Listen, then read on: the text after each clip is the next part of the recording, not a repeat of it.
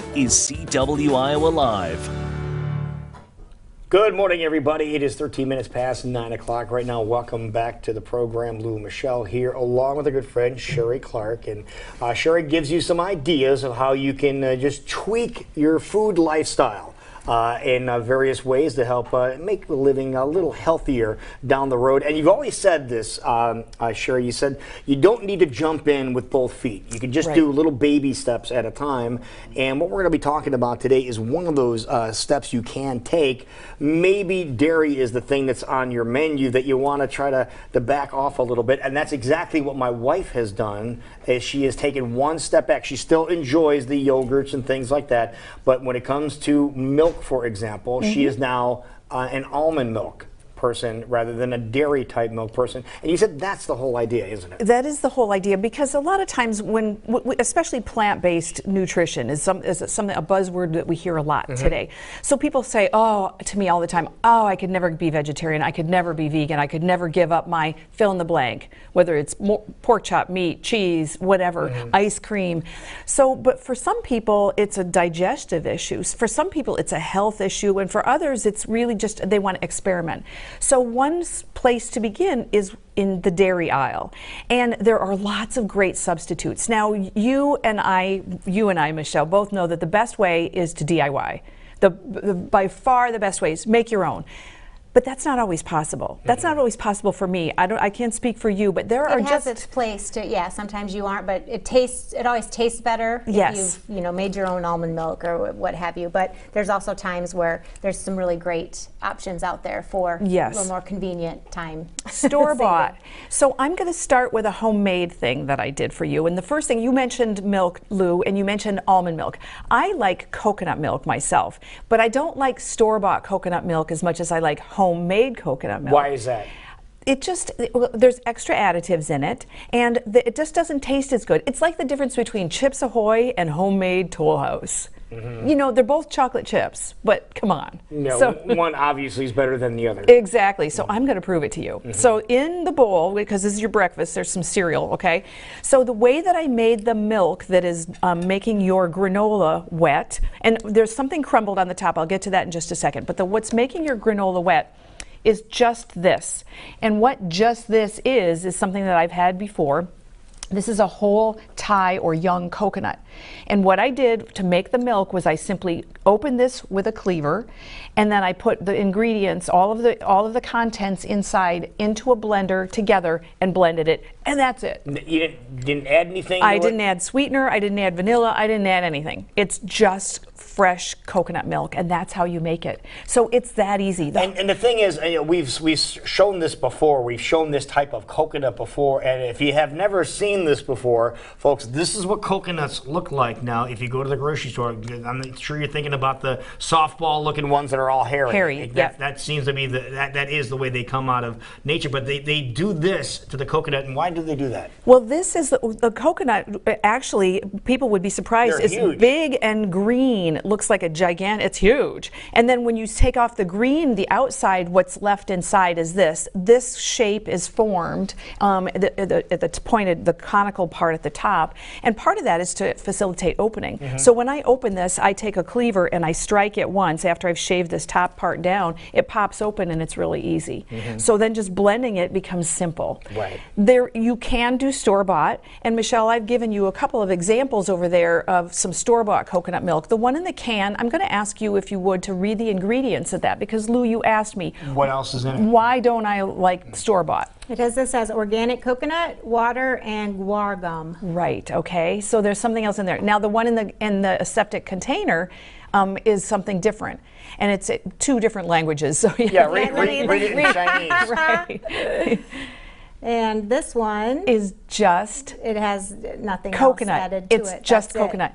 So that would be the 100%. That's the brand that I like. So so there are options if you don't have a chance to get a coconut like this, like that little one over there. Just always, and I sound like a broken record. I know that I do, but read the label, because you'll think, oh, coconut milk. Sheree will think that's okay. It might be, but brands are different. So if you look at the very top, you'll also notice there's something crumbled on the top of your bowl. almost looks like cottage cheese. That is not cottage cheese. If you taste it, it's very sweet, and this is exactly what it is. You mentioned yogurt. Kathy, your wife, likes yogurt. This is coconut yogurt, and if you look in... Are you serious? Isn't that delicious? It's got a nice little twang to it. It's got, well, because it's fermented, just like real yogurt. I like the consistency. It's not... I love it. Grainy or anything, yeah. I don't know crumbly. if Mark's going to be able to get this up close, but you can see the consistency of this is very much, it's kind of, and there's some missing beyond what's in your bowl because I ate some of it. It's tasty. Wait, show that again. It's really quite, there. Yeah, there you go. Perfect. Oh, I thought you were helping me there. Oh, you are. This is really good. And you know, I don't like milk. So I'm always like, oh, but you've made the almond milk, and but you like almond milk, though, right? These are good. Yes, it's just a. Yeah, I don't like cow's milk either. To me, it's bitter. It tastes like metallic or bitter. I just don't like it. Yeah, there's something. This is really nice. Yeah, very nice. And here's. But it doesn't have a strong coconut flavor. No, it does not.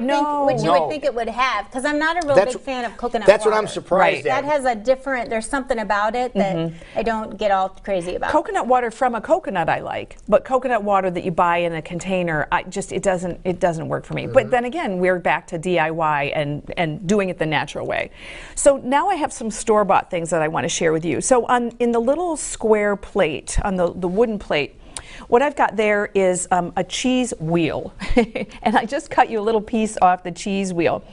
This one is, I really like this brand, Mioconos.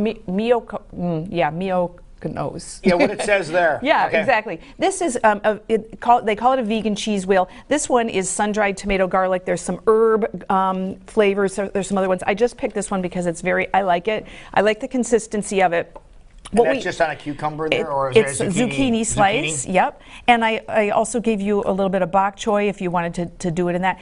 And the reason that I did that is if we're thinking healthfully and we're trying to change things up, isn't that delicious? Yeah. Yes. And you can combine them there. Very nice. Perfect. Beautiful. That's exactly. So you're getting double the vegetables. You're on my. Now, if you do DIY cheeses, vegan cheeses, they're usually a nut-based or. Correct. Yep. Those are usually nut-based, and those are typically you blend them up, and then what I do is I separate what I call the whey, which is the liquid that comes away, and then let it drip out, and then you form it into something like the wheel type of a thing. I gave it to you on not a cracker because, again, I want an excuse to get vegetables in, you guys. I put fruit on your bowl of cereal because it's an excuse to eat fruit. There's an excuse to forego the crackers. Eat zucchini is great. It's a great cracker substitute. So Yeah, it's And I think most people think you have to cook this.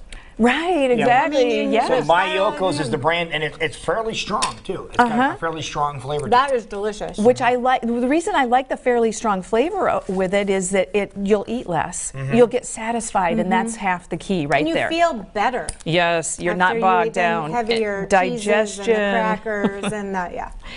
One other cheese, okay, so in the bowl with your carrots is this one. This is a mild nacho cheese. So ordinarily we would have thought chips, but chips, because they're just crunchy in nature, a substitute for that would be a crunchy vegetable. So I brought you a crunchy carrot. This one also nut-based. It's also soy-free, dairy-free. I really like it. There's a spicy version. Nice alternative. I like it as a dip. The consistency of this one I don't like quite as well. It's a little bit thin, a little bit drippy, but when we're talking about a nacho cheese sauce, to me it's a little bit queso-like, but hey, it doesn't taste bad. And then you have some tomatoes. I have some tomato. These are heirloom tomatoes. Of course, tomato and basil, they're like peas in a pod. And one of the things that I used to do when I did eat more traditionally was I used to love tuna salad. And tuna salad has mayonnaise in it. And I found a mayonnaise substitute that I really like, that, and they don't call it a mayonnaise substitute, but I think of it that way. This is made out of avocados. So they call it an avocado spread. When I brought it out, it came out kind of like a little ribbon.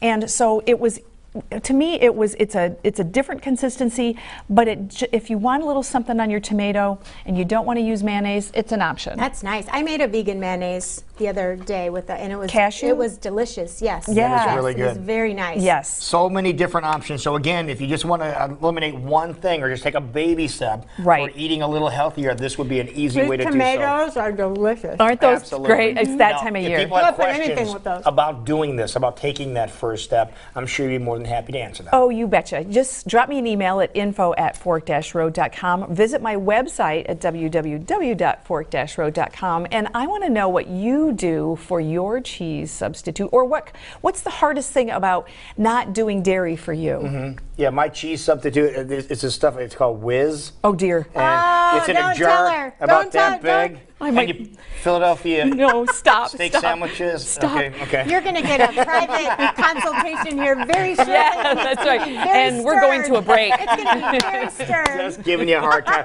Again, folks, it really is delicious. You need to give it a try. She never steers us wrong. I try not to. I try and not I to. Great question, ideas. like, oh, Yeah, and it's always great good. ideas. Great.